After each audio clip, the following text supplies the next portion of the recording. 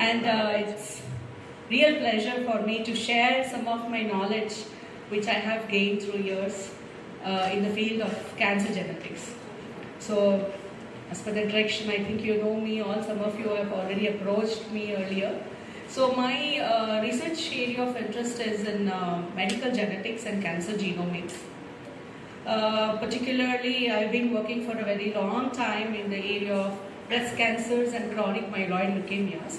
I've been exploring different gene pathways. I've been trying to understand what are the genetic variants that are implicated in cancer, and how do we exploit the information to find some solutions, to understand the critical biological basis for cancer. However, in this tour, I understood that we are just revolving around the same thing for decades. Okay, you might be reading a lot about cancers. We only know that cancer incidence is going up, the mortality is going up, and we know the root cause is some changes at a molecular level. So this was also my basic understanding. But as a scientist, when I've been exploring so much about that, I understood that we have a lot of missing links. It's not just the genes, it's not just the gene mutations that contribute to the causing of cancer. And there is so much that we can do to prevent, to diagnose, and also to treat cancer. But still we are remotely connected about this point. So my journey, in my journey I thought we should focus on the unexplored information, that is the long non-coding RNAs, which catch my attention. For the past 8 years I've been working on long non-coding RNAs. So here is some of the information which I have gathered, because you are all from diverse background, you are in degree first, second and third years. So I don't know how much of you are already experiencing this kind of science. So let me take a small tour of what I have learned in a basic way. Okay, I will not bore you, don't worry. Okay.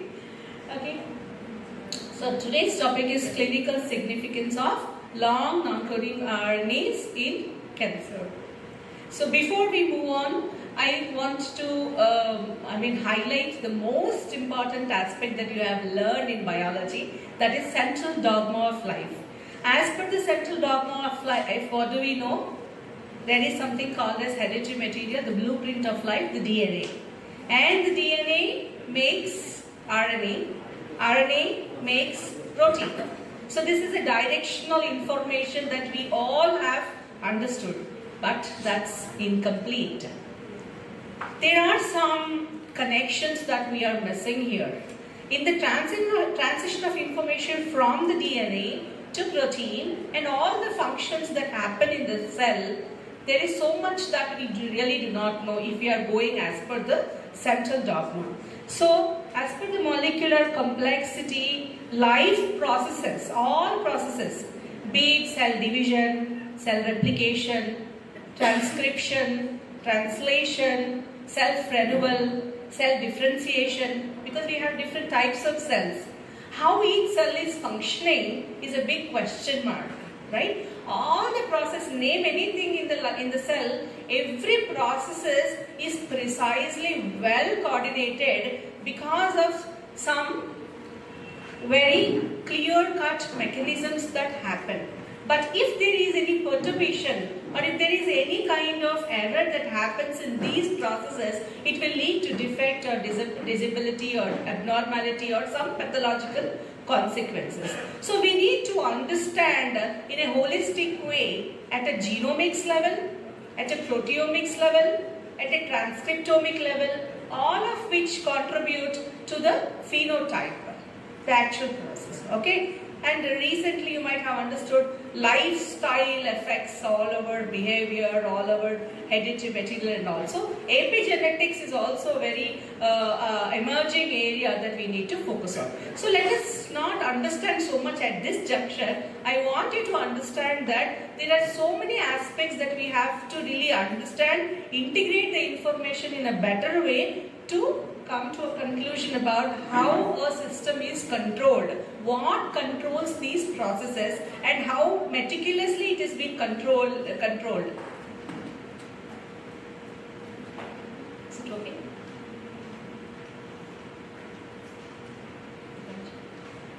Can you just check it is working?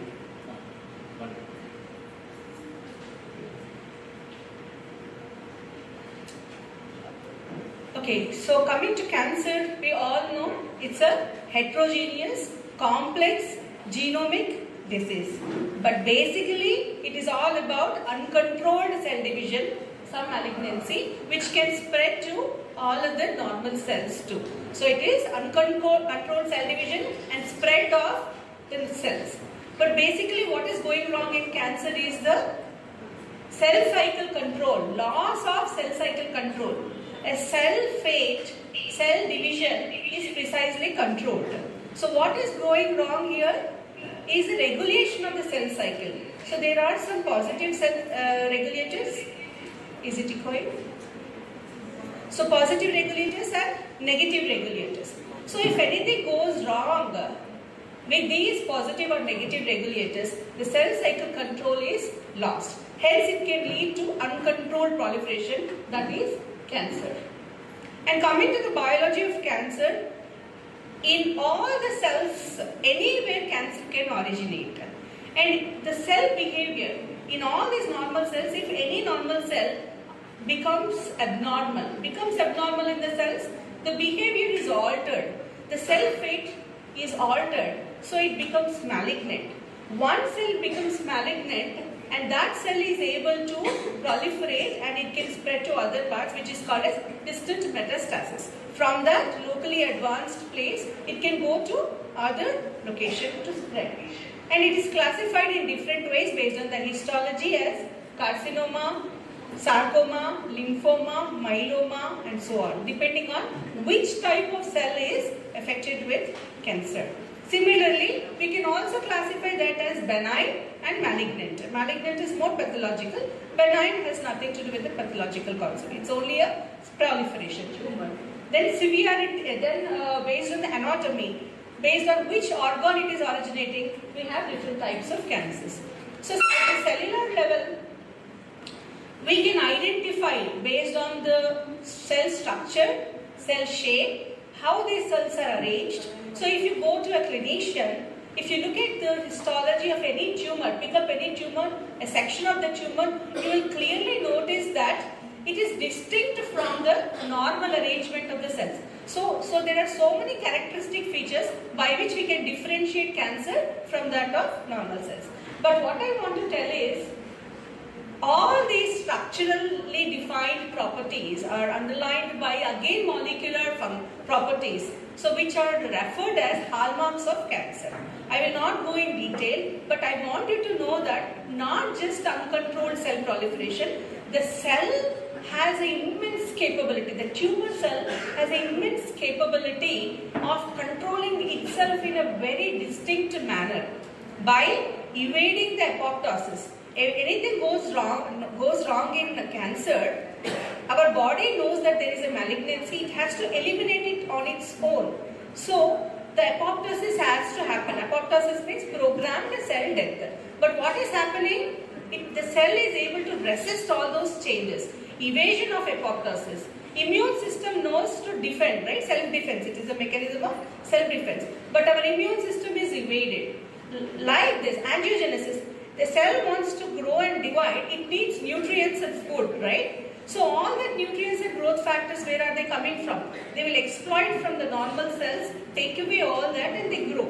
So without any growth signals, without any growth factors, exploiting the normal cells, the cells are flourishing like anything. So these are the different hallmarks that you need to know why or how a cancer cell is surviving and flourishing or establishing. So I will not go into the statistics, but I want you to know it is that the incidence and mortality is going up in an alarming rate globally, and in Asia specifically some cancers are going up. The incidence of some cancers. Why in Asia or why in India some of the cancer incidence is going up? what is contributing to that is one aspect that you people have to understand. Coming to the importance of the epidemiology of cancer, I think these statistics are very, very interesting. You will notice that in India, alone in India, the percentage of individuals or women or men going for detection of cancer are very, very less. I mean to say 70 to 80% of the people are reporting very late to the hospitals. Awareness is low, they are reporting very late. By the time they report, they are already in the advanced stage and they are resistant to the treatment.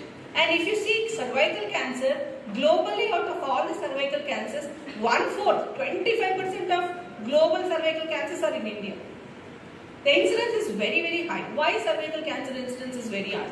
And next to that, there is an increase in lung cancers and oral cancers in India. And 60% of the breast cancer cases are detected very late. It's very easy, preventable, and we have some measures that we can go for to detect, at least to try to see if there are any risk factors associated. But that is not happening, and we don't have any recommended measures for screening or prevention of cancers in India. We are going at a slow pace. So, coming to the molecular, what causes cancer? I already told, cell cycle controls are lost. But you just remember that in the cell there are so many genes, okay? So many genes are there. There are categories of genes. Some genes are called oncogenes, which are actually important for cell growth. If mutation happens in oncogenes, or mutation happens in tumor suppressors, that is the important good genes which control or suppress tumor proliferation, or if mutations happen in the repair genes, if anything goes wrong, the cell system has a repair mechanism. Repair system is going wrong. Mutations are happening in the DNA repair genes or DNA integrity genes. Chromosome segregation is not happening properly. You know telomeres? Have you any idea about telomeres? Why are they important now? They are the ends of the chromosomes. They maintain the length of the chromosome. They are important for stability of the chromosome. And every round of cell division, what happens, the chromosome shortens. Why it shortens? Every cell division, some part of the telomere is cut. Right? So the aging also depends upon your telomerase activity. But in cancer, what happens is, the telomerase activity is out of control. Instead of going down, it is going up. That's why it is having immense potential to proliferate. With age also, a cell is able to live longer with more number of proliferations. So there are so many other mechanisms, both at the intrinsic and extrinsic level, factors contribute for the cause of. So there are so many cancers, I told, right? But if you see the genetic changes, very few of them are hereditary cancers. You might have already known this one. If somebody asks you, cancer runs in families? Yes, it runs, but every cancer patient will not have a family history. What I mean to say is, only 5 to 10% of all cancers are, we can relate to only the germline mutations. They are hereditary. But most of them are somatic in nature, and these mutations vary in each cancer. Every cancer you take, if you take only one cancer, breast cancer, if you take every breast cancer patient, the mutations that are there in one patient do not seem to be same in the other patient. So there is a lot of heterogeneity both in the germline variants and the somatic. Somatic mutations means they are not passed on. They are happening in the body cells, somatic cells. Of course, there are so many treatments. Basically, you can start from surgery, hormone therapy, bone marrow transplantation, all remotely traditional. But now we have chemotherapy, we have immunotherapy, we have radiotherapy, and so many other therapies coming up, neoadjuvant therapies, combination of therapies, and etc. But each of these therapies, are they really working well? To what level? So it depends upon the clinical type, the stage which they are in, and the surgical axis, what is the molecular profile, and so on. So what I want to tell is, cancer relapse, in spite of all this, there is a cancer relapse, that is, reoccurrence of cancer or progression of cancer is still happening because it is associated with some more additional mechanisms that relate to cancer drug resistance. So drug resistance is happening. And even if surgeries are happening, some cells are remaining residual disease. Okay, they will revive back and they will self-renew and survive and they will get back the disease. So relapse is associated with so many things, and the therapy is not effective always. Why it is not effective? Everybody responds to the treatment in a different way. So to address this, many people like me have started to look at cancer in a holistic way. So cancer is not just static. If you just study today, when the patient is diagnosed, the clinical picture, the molecular picture is different to what it happens after treatment after some point of time. So every stage, every time, and during the course of progression, you will notice that the profile changes. It is not static, it is dynamic, and so many mutations are associated, and there is an additional intra-tumor heterogeneity and inter-tumor. What do you mean by that? Within a patient, same tumor, you will see so many differences within the cells, intra-tumor. Suppose there is a person with the tumor and it got extended to other parts of the body. The primary tumor is somewhere in breast cancer, breast tissue, and it has extended to bone, let us say. If you see the tumor in the bone and the breast, both are in the same patient, it spread from year to year, but the mutation profile of primary tumor is different from the secondary tumor, and so many other, and patient to patient differences. So why all this is happening is because the tumor microenvironment every time is different, how it is flourishing is different. And there are so many clinical and treatment related challenges, and we have challenges in the management too. So we are working towards the basic thing. I am at a very low level of cancer genetics, but at a significant change. I am doing a basic research to make a significant change. So what I can do, or what we all can do is, at least we should feel responsible, right? So what we can do is, can we identify factors which can be used as biomarkers? Okay, for diagnosis, or be it for predicting the outcome, what could be the outcome of the patient, or be it the resistance, whether we should know that in the beginning only, if they are given this drug, they won't respond. Okay, so we can predict the outcome, we can use the markers for diagnosis at an early stage, we can also use them for monitoring purpose. So of course, for 20 years, I have been searching genes, pathways implicated in cancer, but it was not much useful because the research is going on at a rapid pace globally, and we are still stuck up with something at a basic level. Everybody can tell, oh, this pathway is already involved, we already know this pathway, already BRCA1 gene is known to us, what are you doing, what else are you doing? So this was the question that was raised. Hence I moved on to understand not one gene, two genes or three genes, complete genome. Let us go take the DNA, put the DNA in the sequencing machine, do the next generation sequencing using all the technologies at exome level, genome level, transcriptome level, metabolome level, proteome level. Every level we started screening the same tumor sample, and then maybe we can make sense of the data that we have. Now the problem is, I have so much data with me. How do I draw the inferences? That's why we are depending on the computational tools and integrating with AI, machine learning tools to see what exactly is happening. We have data now, but we don't know how to use the data. But at my lab, in the university, with the resources I have, I thought the missing link should be caught.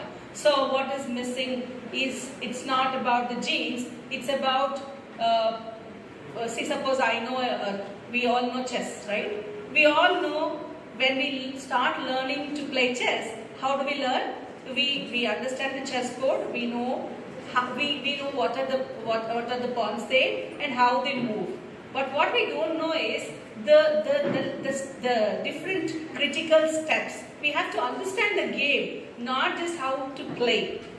Any game you take. So it's the same way here. We have to know, we have to bridge the communication. It is not that what is done by DNA, what is done by RNA, what is done by protein, what is done by a pathway. It is about the communication that is missing. So I understand totally that there are RNAs, critical RNAs, which are the regulators, key regulators of this communication process. and that's what I'm trying to catch.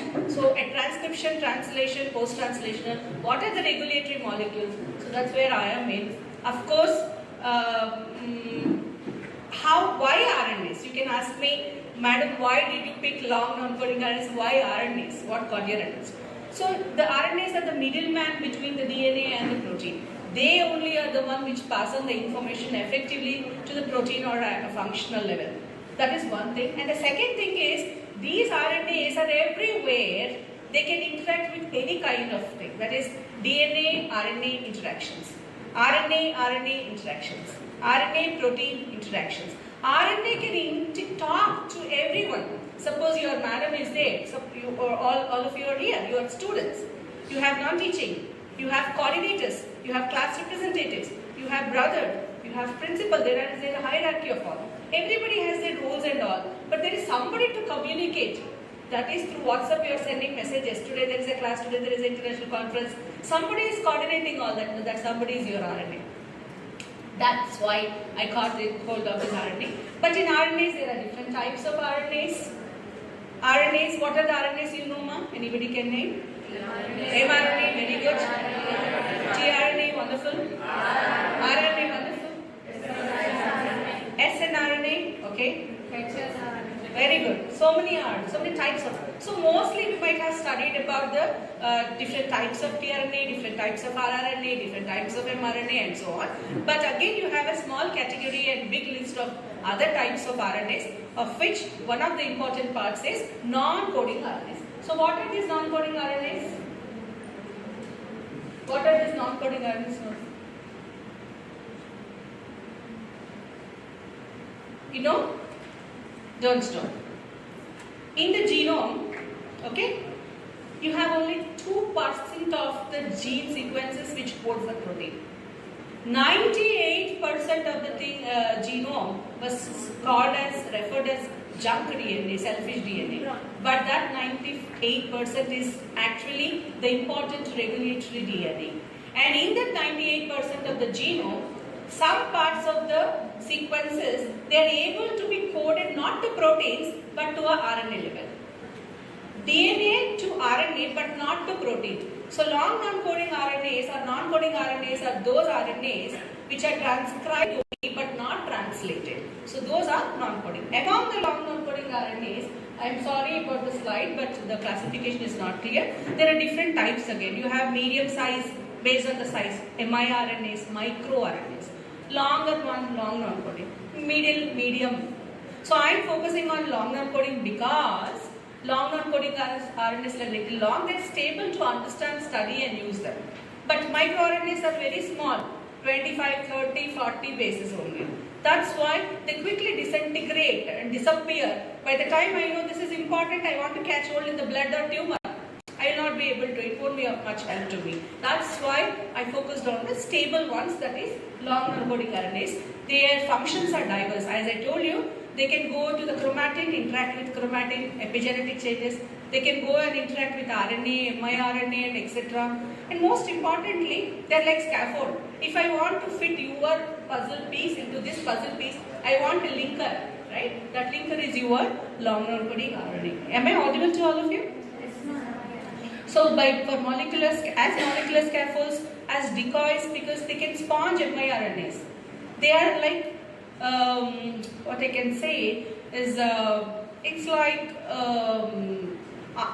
like not the building structures. It's like a gelling structure, like a cement. Okay, so it's present everywhere. It's omnipresent in the cell. So these are some of the long non-coding RNAs in the cell signaling normally. So don't think long non-coding RNAs are expressed only in cancers. They do their normal regulation, their normal role, and they are present everywhere. They are part of every cellular signaling system. So some of the cellular signaling systems, these are the long non-coding RNAs. You may not learn it at the moment, but you should know that they are part of every cellular signaling system. What I want to tell here is, if these long non-coding RNAs are not functioning properly, means if there is error in the long non-coding RNA sequence, or if there is any direction, that is, instead of going to chromatin, it is interacting with some other thing. So aberrant expression, high levels of LNC RNA, very low level expression of LNC RNA, wrong sequence of LNC RNA, wrong way of communication of LNC RNA can affect any process, normal process, hence can cause cancer. So there are so many oncogenic long non-coding RNAs, tumor suppressors and many other. So if you now understand which are the long non-coding RNAs which are going aberrant in cancer, maybe we can do something. That is what was my idea. So the second important reason is, if you study mRNAs, proteins which are aberrant, they are synthesized and also degrade, and they are not stable. So I started looking at long non-coding RNAs which are easily detectable in blood with not much expensive effort and all technology is required. So since their feasibility of detection is high, they can be used as diagnostic, prognostic and therapeutic targets. And there are new technologies, because your theme is all about synergy in science and you are looking towards technological innovations for sustainability. Yes, there are so many technologies which enables us to witness, see which long non-coding RNA is aberrant, which long non-coding RNAs are having a different expression, which long non-coding RNAs are specific to each cancer, which long non-coding RNAs can be exploited as markers, which long non-coding RNAs can be used as targets for therapy. So hence, we have technologies, we only have to learn and apply these technologies. One of the important technology is RIM technology, chromatin immunoprecipitation assays you might have heard. There you are studying only specific RNA interactions also. So there are some modified techniques which enables you to study RNAs implicated in splicing and etc. Turnover, stability. I don't get the signal. So these are some of the diagnostic RNAs. You can ask me, ma'am, you are studying so much, or people are studying about RNA. Are there any long non-coding RNA so far markers being used for diagnosis? Yes. Some of them, I don't want to read everything, but for prostate cancer, you already have a clinical marker which can be detected in the urine or blood. But here we have one specific long non-coding RNA, the PCA3, one is very aberrantly expressed, and if any patient in the blood, if you find this LNC, you can easily be confirmed for that and we can use it as a marker of diagnosis. Then UCA1, urothelial carcinoma associated 1 transcript in bladder cancer. For prognosis, what is prognosis? Once a person is diagnosed with cancer, you are giving a treatment or something. But how they are responding to that, how they are improving in the treatment, how they are responding, do they have a good outcome, poor outcome, that is what is called prognosis. So prognostic markers, how a person is responding to a treatment, you can monitor using LNC RNAs, and one of the important one is hot air LNC RNA, and MALAT1, I am studying this MALAT1 in my laboratory. Yes, we can also study exosomal. The tumors are expressing some LNC RNAs. You can also study the exosomal LNC RNAs. Cell membrane related exosomal markers can be studied. And therapeutic targets, this is a beautiful picture which I collected. You can see that there are different layers of LNC RNA. So if I know this LNC RNA, I know how to target using an enzyme that can kill it, using a metallo drug which can attack and block its expression, using a siRNA. Why it is important? If you know a RNA sequence, if you know opposite strand, use that opposite strand, it will go and make an antisense, sense an antisense complex. So it will not be allowed to work or function. So that's why the therapeutic, it can be used as a very good, you might have heard of COVID, no? So we have RNA vaccines and all. So antisense oligotherapy and all. So you are having just a sequence, use it directly as a therapy molecule. You don't need to develop drugs for cancer. So these are some of the LNC RNAs reported in cancer. So I want to say that they can be used as markers for diagnosis and prognosis and therapy. So in my laboratory, I started with 2 cancers. In the CML, chronic myeloid leukemia, I wanted to study long non-coding RNAs. Okay, what is CML? It's a blood cancer which is caused by abnormality of 9 and 22 translocation. Because of this translocation, there is an abnormal fusion gene, BCR11. It produces an abnormal protein and it causes some pathological consequences like anemia, etc. So the blood cancer can be cured now. We have a magic bullet called imatinib and we are giving a very good treatment. So what is to be studied there? But people are becoming resistant after a certain period of time. People cannot have a continued therapy. I cannot go on taking magic bullet or imatinib for a very long time. We have some negative effects, toxic effects, side effects, whatever. Okay, so we wanted to know what are the causes of drug resistance. So I have studied some LNC RNAs in my laboratory. These are the red ones are the ones, I have studied many, but the red ones are the ones which are identified and we are yet to publish this data. That is BGLT3, MEG3, MALAT1 and UCM1. So I have identified first the LNCs, then I started studying these LNCs in detail. I wanted to know what they are doing in cancer, how they are functioning in cancer, which miRNAs they are interacting, which proteins they are interacting, which RNAs they are interacting, and I started digging in so much. Then, so here within BGLT3, what are the mutations? Are there any mutations at all in the LNC RNA coding genes? So I found some 6 mutations in just one gene. And you can see that with respect to stage also they differ. In aggressive cases, in the basic chronic cases, how are there any mutations specific to the stage progression? This is one of the SLPs I studied to see whether they cause any risk for leukemia. And overall we have started constructing using AI tools and using the available literature and TCA database. We wanted to construct the nodal networks, the crucial LNC RNAs, their crucial miRNAs and their crucial proteins, and what are the specific pathways they are implicated. So this is how we are venturing on this topic, and in summary I want you to pay attention to the, at least to the to know that what is being discussed in this session. So cancer is not just a disease which is caused by gene mutations, but it is caused by what I told, communication, broken communication, and it's not going to be static, it is dynamic, it goes on changing. So it is not just surviving but adapting to every situation, it is definitely establishing very well. So we have to study what is going wrong there. So LNCs, RNAs are important regulators. They are not just regulators, but they are connecting points to, they are the connecting points which can take care of the whole system in a controlled manner. So they can orchestrate different processes that are happening within the cell. And there is a feasibility of detection easily in the blood sample. And they have a lot of potential to be used as markers for diagnosis and therapy.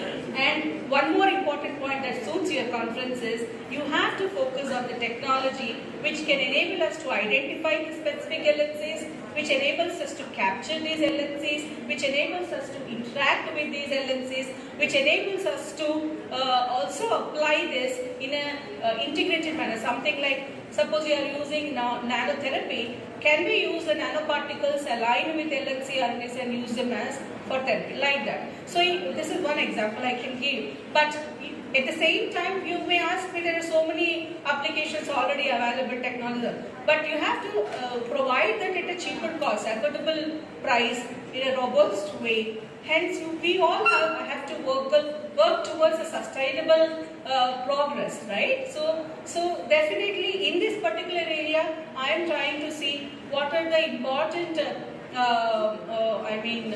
molecules that I can use to integrate with the LNCs that I have identified. So this is it, and thank you.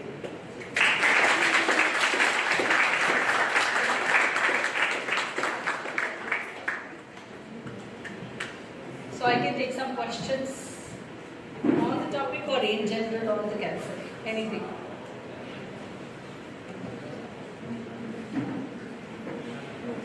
Did you follow what I have What did you understand? One point. One point that you remember.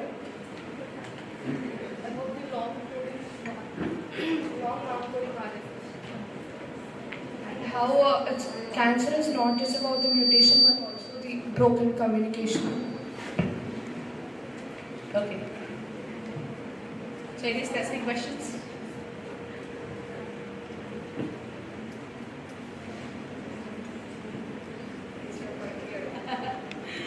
I hope I made some sense, and then okay, I welcome you all to Manya University sometime. If you really want to learn something, learn techniques on this on this area, okay? Anything to do with studying the sample, cancer sample, or anything that you can learn about LNC RNAs, not just in cancers, but I'm also studying in other complex genetic disorders like autism, so neurodegenerative condition also. So you are all welcome anytime to learn. Okay? Thank you and good luck. Thank you.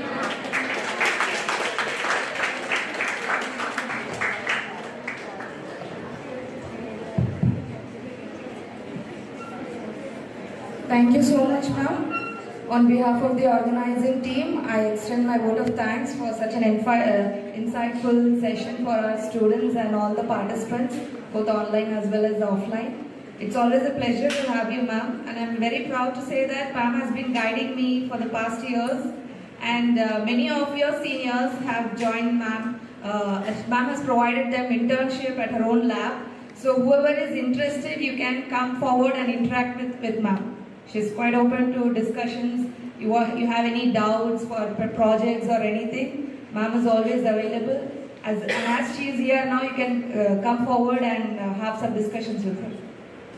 Meanwhile, we'll take next session after 5 minutes. Thank you.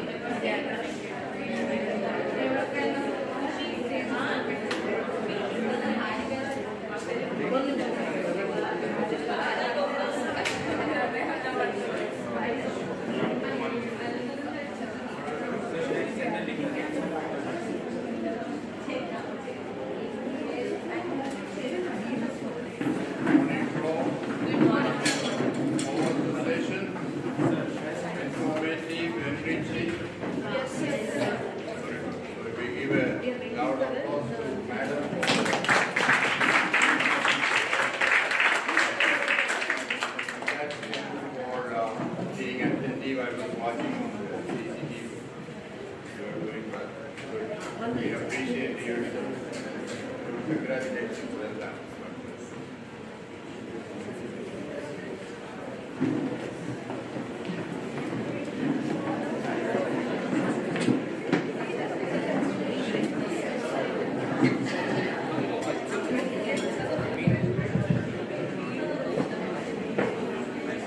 I request our director, Reverend Brother John Kalarakal, to felicitate our today's resource person, Dr. Sandhya ma'am, with the memento and kada.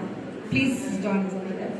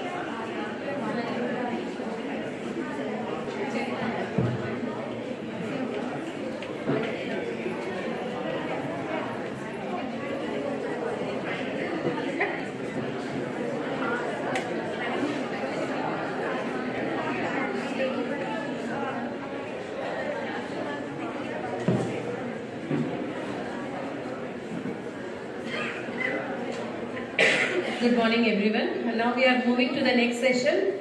The next session is an online session, so please pay attention to the screen.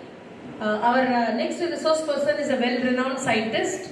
He is Dr. Ramalingam Bettunayakam. He is Scientist F, Senior Deputy Director at ICMR Institute, National Institute of Research in Tuberculosis, Chennai.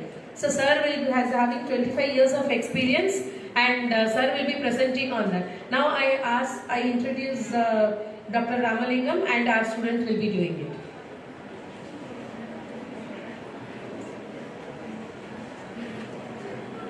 Good morning, respected dignitaries and participants. I am Principal of Life Science Department and I am honored to introduce Dr. Ramalingam.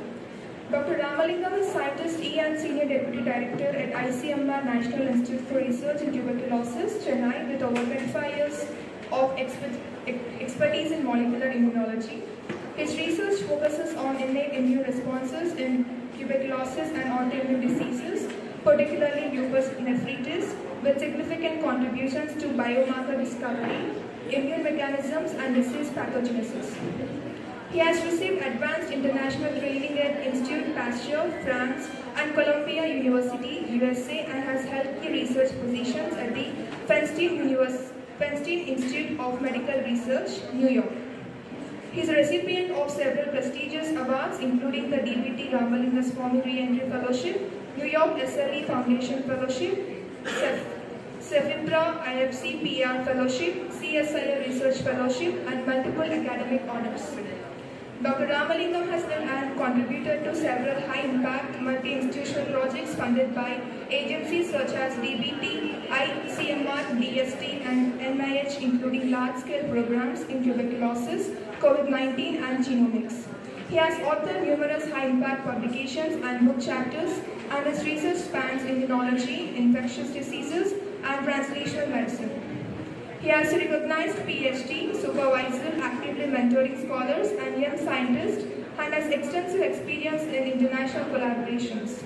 He is also a member of leading professional societies such as the Indian Immunology Society, New York Academy of Sciences, and FOSSIS, contributing to scientific advancement and policy-relevant research in public health. Little Flower Degree College welcomes you, sir. You are able to check.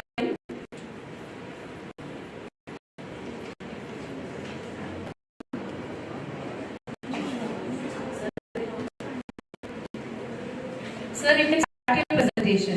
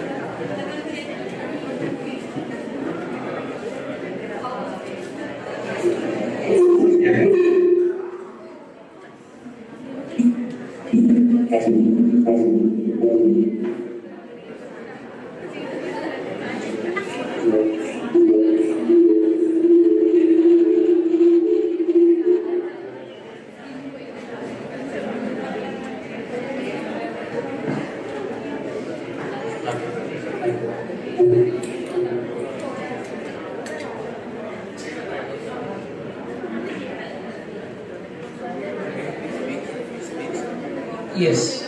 So, am I audible and the screen is visible? Hello? Yes, sir. Yes, sir. Yes, sir. Yes, sir. Yeah. So, then can it be projected to the screen or?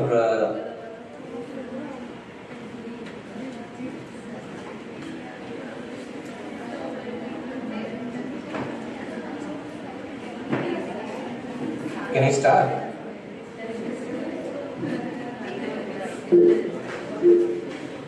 Okay, fine.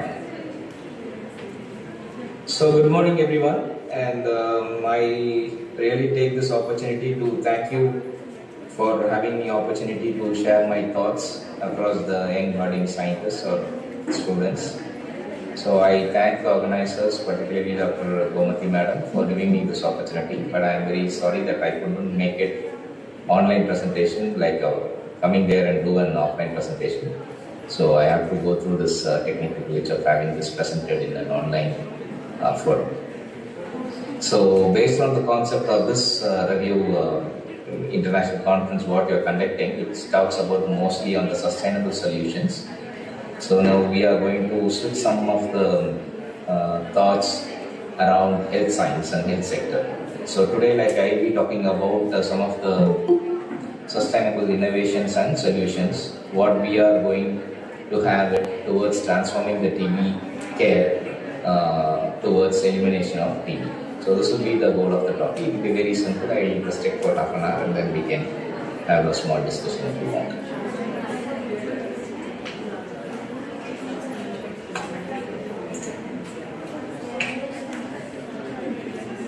So when it comes for the sustainability in global health, it is not the same meaning what we have seen earlier. So sustainable earlier, it is all about seeing about environment sustainability or economic sustainability or the climatic or any other sustainability in terms of socio-economic and ecology. But when it comes to the health sector, it is not just eco-friendly. Here the sustainability is measured in different terms, where it should be work for everyone. Health and benefit has to reach for everyone. That is the main key goal of this sustainability in the health sector. So it is not for the patients who can afford it, or in the cities where the hospitals are there, or at least some of the diseases can be sustained only when the donors are there for taking care of the disease. So this is not the sustainability what we want. In the case of health sector, sustainability means it has to go through across the availability, accessibility and adaptability of all the humans. So only then we can call that as a sustainability in the terms of healthcare settings. So now here coming to the TB, like what we have to do is, like we need to know that the gap is not about understanding the biology or understanding the disease. There are something about more than that. So for example here, we can see in this global, there is 4.5 billion people who lack access to the basic health sciences. So this is about the accessibility of the people in a remote setting where they can't even have a healthcare benefits. And also another important fact what I would like to reiterate here is the 90% of TB and HIV and malaria cases are seen only in the low income countries. So about that, still 80% of the R&D money is spent on the disease of wealthy nations. But these are all the diseases which are much prevalent in the low income countries. So in this condition scenario, what the important is, access is very important, funding and the political will be designing the solutions for everyone is the important thumb rule for the sustainability of the healthcare systems. So coming to the pillars of what every sustainable solution must meet is, as I said earlier, it has to be accessibility, affordability and adaptability. So accessible, as I said earlier, it has to reach the patient wherever they are, irrespective of the place where they live. It can be village, slum or in a war zone or even a city hospitals. Wherever it is, everyone should be having an access to the treatment. So only then it is called accessible for healthcare systems. And second one is affordable. So out-of-pocket expenditure should be very minimal. For example, in the case of TB, the diagnosis, the treatment, everything is taken care by the TB government, our central government. Similarly, across the globe, we need to ensure that it is affordable to do a TB diagnosis and TB treatment, where they should not spend a single penny from their pocket. So this is for the affordability for the sustainability program. And third one is the adaptable program. So here it is simple enough that community health workers can use it from day one with minimal training or infrastructure. So everyone, for example, in a remote setting like a village or in a tribal settings in upper the hills, they should be able to perform the diagnosis and treatment, irrespective of having an X-ray. For having a bigger X-ray unit in all the clinics, it is not possible to have the same thing in a remote village. So that is why we need to design our innovations where whatever we have can be adaptable in every single nook and corner of this world. If this can be achieved, then the solution can be brought to everybody, and we can say that there is a sustainable solution for the TB care across India. So this is one example where affordable people, the celebrities, they all go to some of the developed countries like US and Singapore, and then they sit there and then do their treatment and then come back.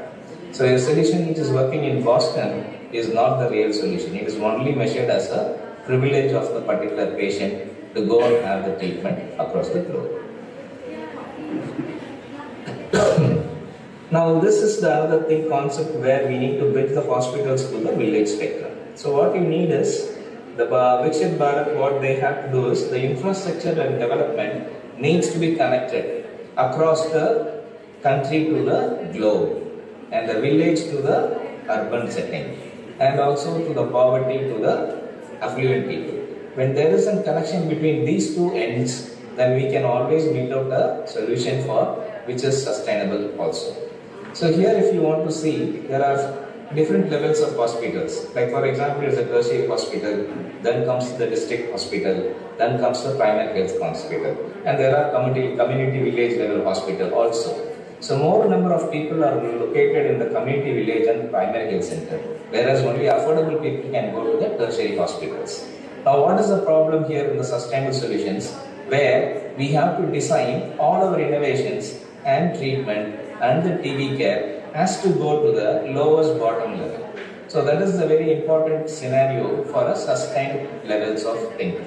So for example, when you compare from tertiary to community level, there are few drawbacks which are hindering these technologies going to the community level, which involves the lack of policy adaptation, supply chain gaps, and then the expensive in the tertiary care, and requires stable power and cold chain to manage this innovations and treatment and a diagnosis process.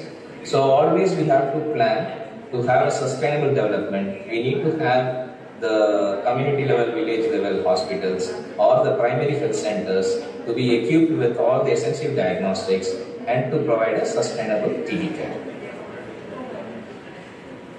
Now coming more into the details into the TB, what is the scenario of TB and how the sustainable innovations are going to help us in TB eradication. So we can see that 10.8 million cases are still being infected across the globe, which is the largest one next to the SARS-CoV-2. And the other things, among the 10.8, 1.25 million dies every year. So which is almost 10% is dying, which is 3,400 people die every day because of TB. And there is another paradoxical situation where we can see that 30% of the cases are never diagnosed at all. So among the death and also not the people who are dead, but the diagnosed with TB also. So we can see in the global settings, 30% of the people are not even diagnosed by TB. So this is the biggest challenge in the case of diagnostic lab. And second thing is there is a treatment challenge also. All the treatment has to be oral, and even if it is oral, it has to be for a short duration. You cannot say that this is for a 6-month period or for 9-month period or even for 24-month period. Because when you have such a long duration of treatment, it is not going to have a successful impact. The other important challenge is the vaccine challenge, where BCG is 100-year-old and it also fails in the adult lungs, whereas it gives some amount of protectivity when they are taken for the childhood TB people. So here the TB people is 95% of death and preventable with the existing tools. So this is the condition here. So death is alright, TB is a curable disease, and it is preventable, and with the existing tools. But beyond this, we are having a problem of this mammoth importance. So we need to develop something which is really innovation, and how these challenges are being addressed by the innovations, and how it is being taken care by the sustainable tools in development.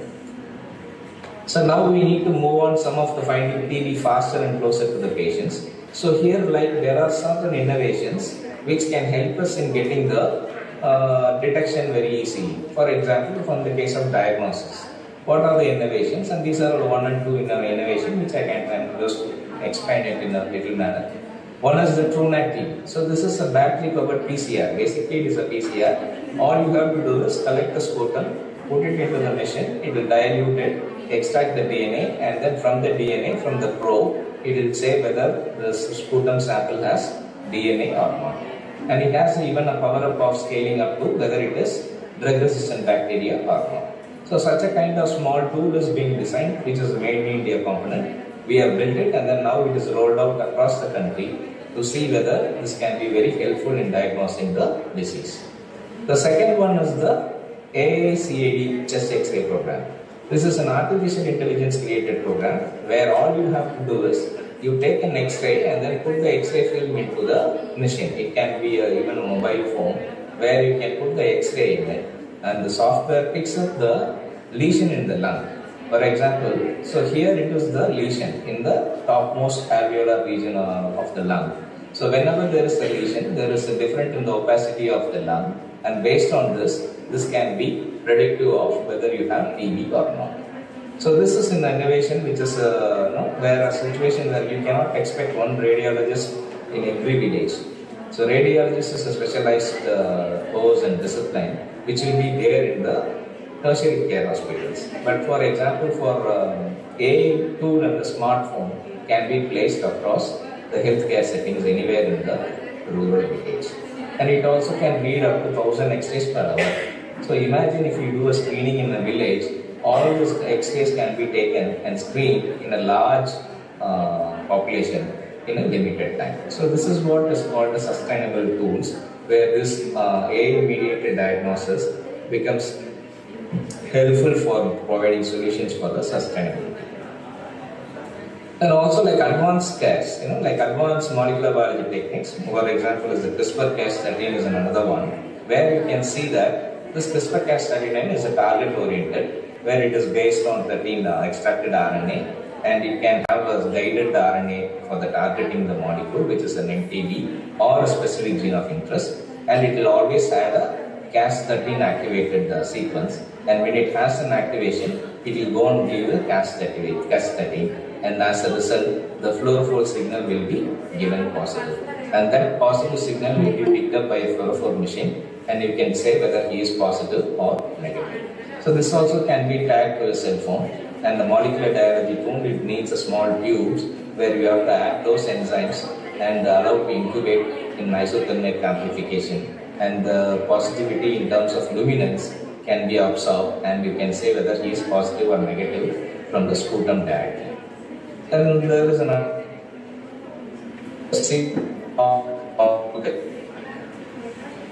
protect substance from the human host can be taken.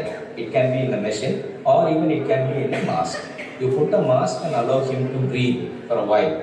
And if you have any metabolic determinants from the pathogen or from the person who is infected with TB, that can be detected, and that is called an electronic nose sensor array. So based on this array, you can always say whether he is infected or not. This is called the advanced drug bioreactor analysis, which is very child friendly, and it is completely non-invasive, and it requires no spool. So these are all some advanced solutions where you cannot imagine. For example, in Himalayas or in a Nepal region, where a tiny village has few samples of pockets of TB, where the huge X-ray machines or the set of clinicians with doctors and radiologists and pulmonologists cannot go there, where these masks can go and do the job of diagnosing. So this is the advantage of thinking of how innovative we have to be towards finding a sustainable solution towards the diagnosis of tuberculosis. Then coming to the resistance. Earlier how we want to check the resistance was we grow the culture in the medium and wait for 6 to 8 weeks. And after 6 to 8 weeks, in the medium, when you add the drugs, they will grow if they are resistant. So you need to wait for 6 to 8 weeks to show that the bacteria what is isolated is a drug resistant one. But nowadays the technologies has been advanced where you do a small NGS, and even in the NGS what we have this NGS is the next generation sequencing, and these studies have identified those genes which are specifically mutated for different drugs, and this can be read in high tertiary care settings. But in low care settings or in a district level hospitals, the small PCR can be done for these identified definite resistant genes, and it can say whether they are sensitive and resistant, and which is called as a targeted NGS. So if we say that there are totally 5 drugs and 6 drugs, each drug will have 2-3 mutations. So totally you pull all those mutations and do a single plate PCR array, and you can say whether the patient is drug sensitive for any of the drug or not.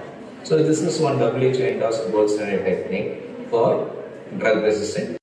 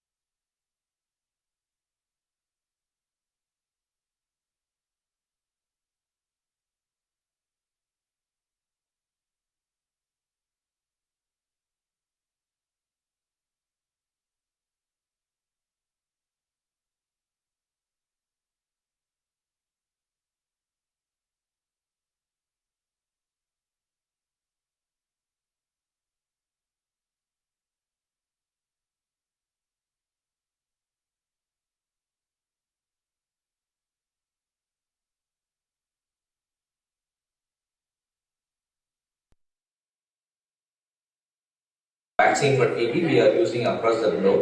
It has an efficacy of 0 to 80%.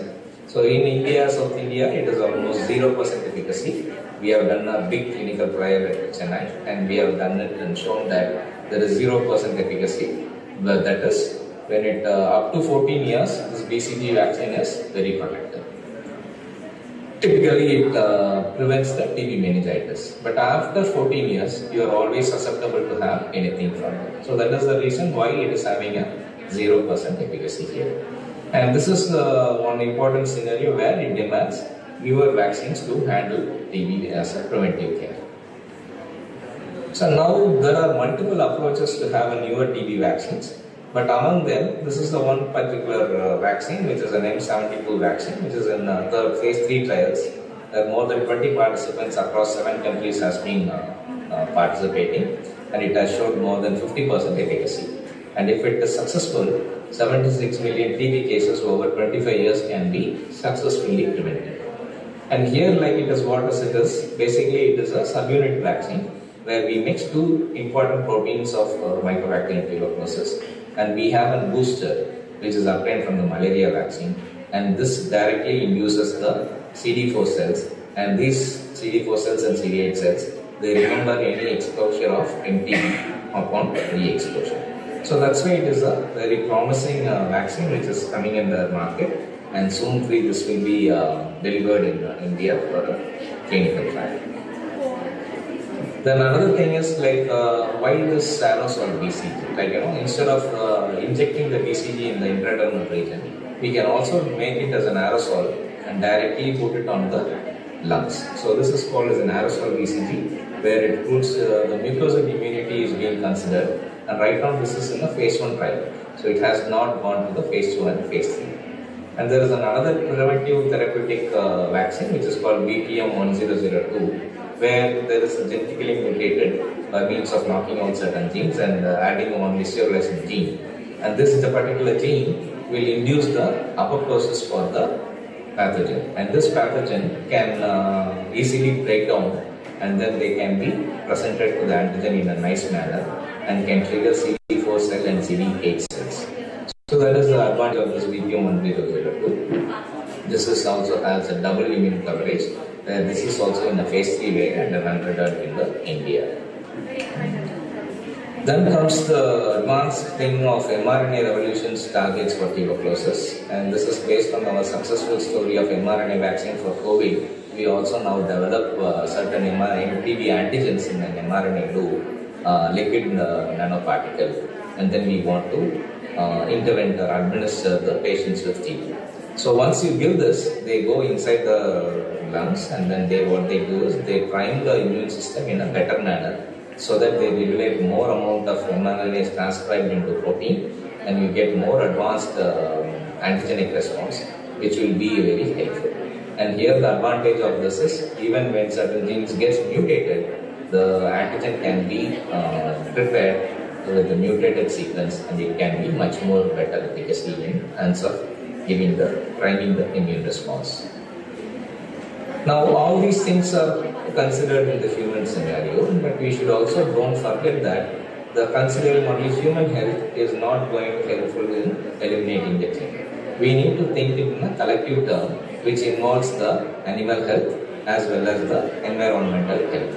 So in the environmental health, what you see is the pathogen is there spread in the soil or in the liquid for a certain amount of period of time. So when you are consciously or unconsciously spitting into the soil or water or sewage, they do live in an aerosol environment which is capable of infecting the other person for at least 24 hours. So we need to be very conscious while spitting, and we should not do that, so that some of the bacilli or pathogen is being prevented from transmission from the other side. Similarly, like we can also see that this TB is also capable of infecting the cattle and other animals. So the human health is interrelated with animal health and also with the environmental health. So together what we have to do is we need to have a One Health approach. This One Health approach is going to help you take you towards the elimination of the disease. So any of the infectious disease origin which comes from mostly from the animals, And solving TB in one sector alone is not possible. You need to consider, you have to focus on human, animal and environment. Only then it is always possible to having a check in the elimination of TB. The zoonotic threat is again what is this? We say that the human beings, it is infected by M. tuberculosis, whereas the cattle is being infected by the embos. But what happens is, these embo strains are specifically resistant for pyrazinoate. So the standard TB treatment, whatever which you give for human, is not going to work for the animals. So they have a different set of pathogen infected the cattle, but they can always come back as a zoonotic infection. And also there is another route which is opposite of zoonotic infection, which is called reverse zoonosis. If a patient or if a house owner, he has TB and he goes to the farm and he mingles with the cattle, he can also spread the MTB infection to the cattle. So what we see predominantly in cattle is all cows and goats and cattle and deers, they are all getting infected by MTB, which is the Mycobacterium tuberculosis, which is capable of infecting only human, is now infecting the cattle also. So that is the biggest threat of having this all three in one component. So when we want to consider this to eliminate, we have to think about eliminating all these components in one group, by through One Health approach. Then again, what we have to do is how this tracing can be done. It is only by sequencing method. So you isolate the samples from the cattle, you isolate the sample from the person who is infected by the cattle, and you do a genomic sequence, see where it is evolved and how it is evolved and how it can be traced. And also from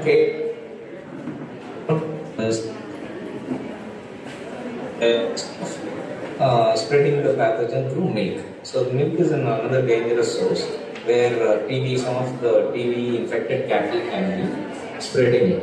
All we have to do is we need to make sure that the milk is being boiled and pasteurized and then it is being taken. So in the case of India's zoonotic TB reality, there is much 7% of the TB prevalence is there among the cattle, and we need to have a gold standard for the cross-species TB surveillance, whereas we are ignoring that part completely and we are only focusing on human infections. So the best way to break the transmission is you need to basically do the pasteurization of the milk, like heating the milk at 62 degrees for 30 minutes, where the TB is endovis, maybe whatever is there, it will be killed first. So then it needs some higher temperature because everyone is not afforded to take pasteurized milk. But when you make an effort of selling the pasteurized milk, the transmission through milk can be easily stopped.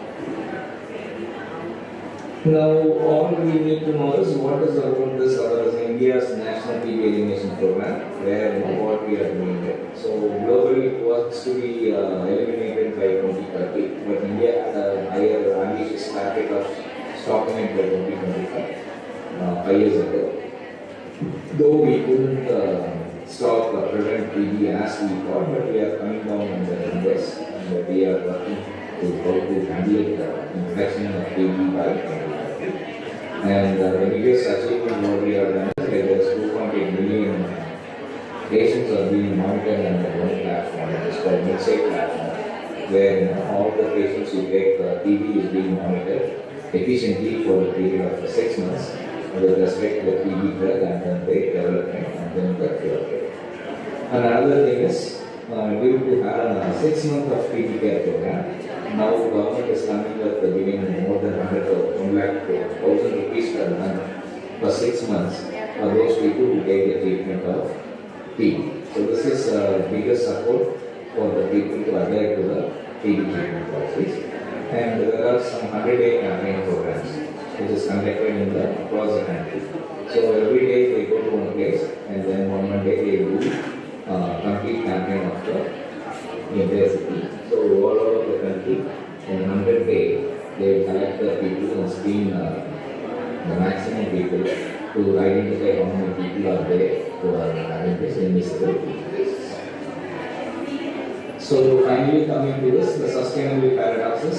So all we have to blame something. So finally we blame that the biology is understandable and the tools, the drug is available, vaccines are available to some extent, but still it is not possible to eliminate. So we have to blame something, and what is the truth? This is a paradox, like I say. It is always the funding, because the policy and funding is not matching together, but the biology is not the true one. So for example, in terms of research, when 2 billion is needed, we are not even having 1 billion across the globe spending for a scheme. And diagnosis again needs 2/3 in the expenditure. Then treatment again need at least 2.100% extra to handle the efficient treatment. And also for prevention and vaccine, we need 3 times more funding for this. Currently being in place. So the tools to NPV are in our hands, and this is where the science, as I said, the science is not lagging behind. We always have a solution for finding it. All we need to have is these solutions need to be sustainable, where it can be taken across the geographic conditions, that everybody is affordable to take it. And another thing is the One Health approach has to be taken so that we are not lagging behind the animals in the environment. We need to consider all of them together towards elimination of TB. And TB is not a disease of the past, it is a disease of inequality. And this inequality is mostly created by the policy choice and also the funding problems. So it is the management and the government. We have to take into consideration how this can be used and help to provide a sustainable solutions towards caring for TB patients and also for towards eliminating the TB problem. And thank you for your attention.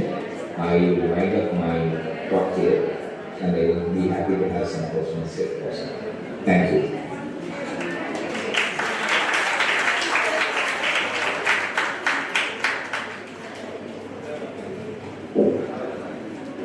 Thank you so much, sir.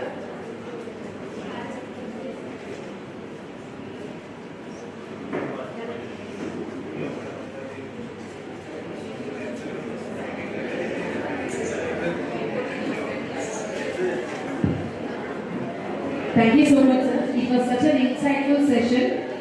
You had focused on accelerating the new tools for tuberculosis and short treatment regimes and vaccines. According to the WHO goal, it is 90% reduction in incidence by at least by 2035.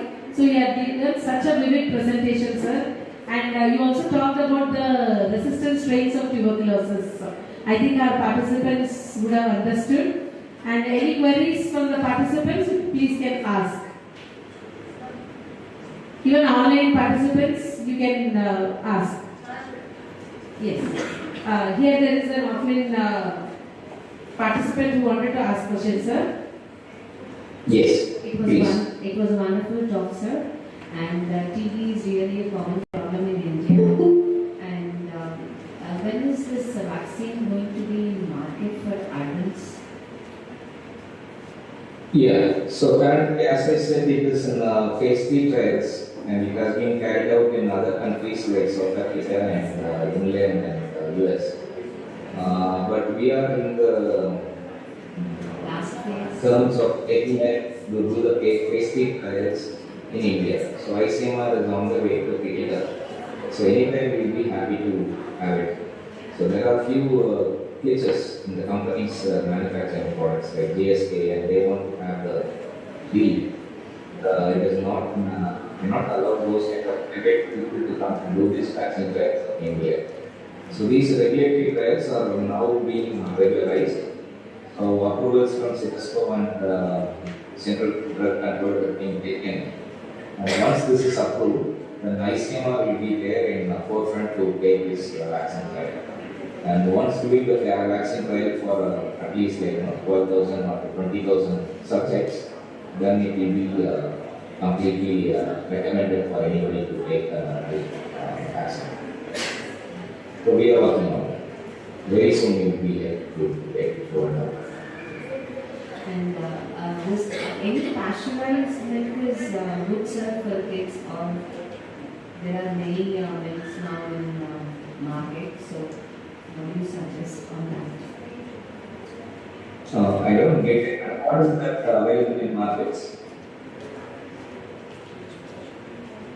There are many, sir, in Hyderabad, like we have Vijaya milk and Six Farm milk. There are many milks, so which is good for kids. Any pasteurized milk, or is there any specific? No, all pasteurized milk is fine. So anything is pasteurized is devoid of this infection. So sometimes, in a rural setup, they just take it and then they drink it. So sometimes they feel it is hot and we can drink it after making the milk from the house. So those things are dangerous. Otherwise, the pasteurized milk, anything will undergo this process of pasteurization of 62 degrees in 1 hour. And they can kill whatever it is. So this is one recommendation because people may think it is not being spread to animals also. So for that sake, I just told pasteurization is an important process where it can prevent transmission from animal to human. Thank you, sir.